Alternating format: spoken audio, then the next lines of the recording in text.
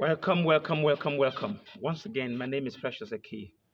Um, I'm here with another interesting topic. There's a question that has been has been really, really, really, disturbing my mind. Why? Because the world haven't the world has not gotten an answer to this question. The question is, who is Jesus?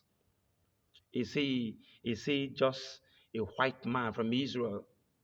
Is it just one influential man that walked the face of the earth? Who exactly is Jesus? Who is this Jesus that we preach? Who is he? Is it the son of the carpenter, the son of Mary? Who is he? Who is Jesus? I is he the founder of another world religion? Who exactly is Jesus? I'd like us to do justice to this question. I have itemized, my thoughts in four strokes so we can do justice to these questions. First of all, let's try to answer this question. Jesus is a member of the prophetic committee that was saddled with the responsibility of my salvation. Let's go back a bit. The other time we're talking about the fall of man. Let's start from there. You know, I love who God is. He's a perfect architect. He knows the end of a thing from the beginning. One time God prophesied and then he made a statement. He said, he said that Jesus is the Lamb of God that was slain from the foundations of the earth. That's what the book of Revelation said about him, that he's the Lamb of God, slain from the foundation of the earth. Now look at it now. When God created man, God said something that was so profound. So many Christians read the Bible, but they skip that part. Genesis 1:26. The Bible said, let us make man.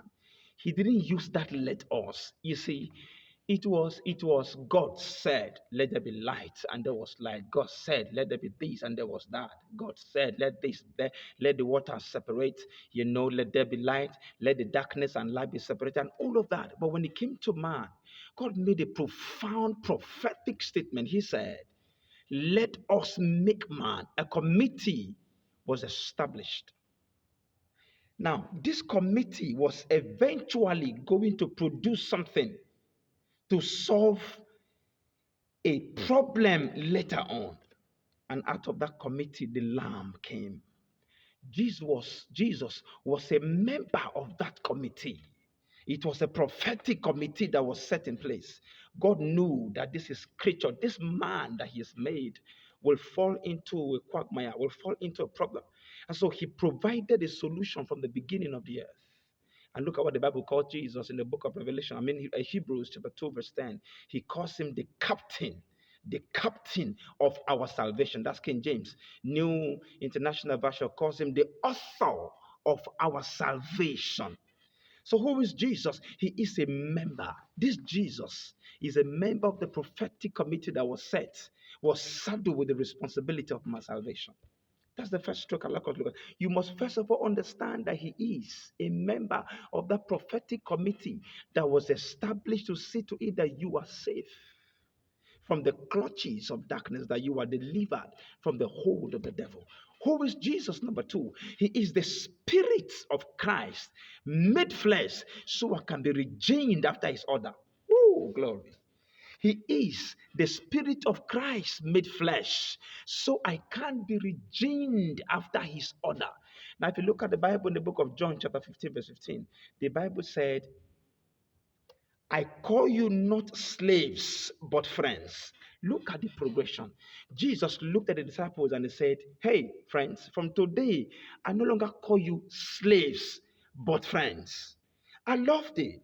You see, he has emptied everything the Father told him to these people. The people knew him in depth. So they were no longer just slaves, but they were his friends. Now, if you go to the Bible, Galatians 4:7, something very profound happened. He said, you are no longer slaves, but sons. Did you hear that? You are no longer slaves, but sons. What does that mean? That means the same blood that courses through my veins courses through yours. The same information is found in my DNA is found in your DNA. Jesus looked at the disciples and said, "You are no longer slaves, but sons." So you see, he is the Spirit of Christ that became flesh to redeem me after his order.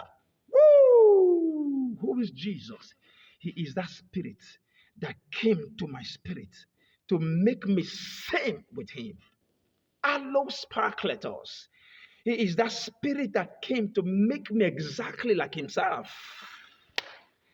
It's the spirit of the Father that sought me out and redeemed me to his paternity.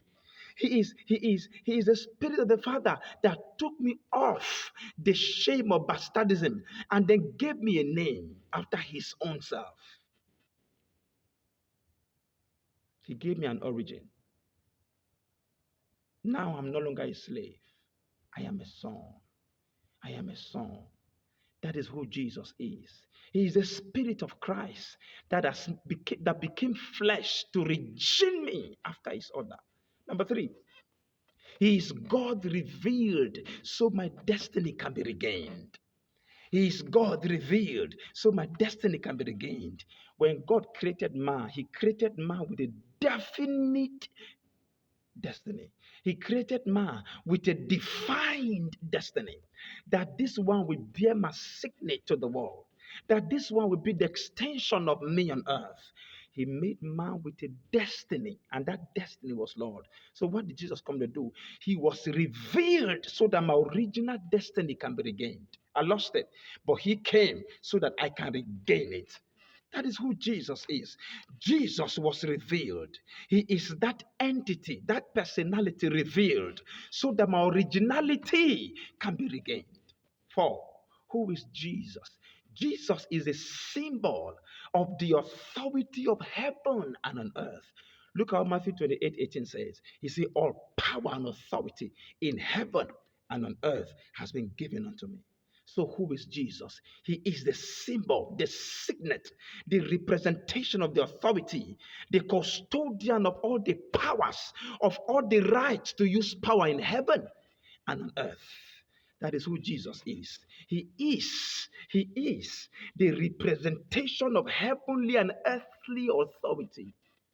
So you see who Jesus is? He is the embodiment of power. Everything exists because of him.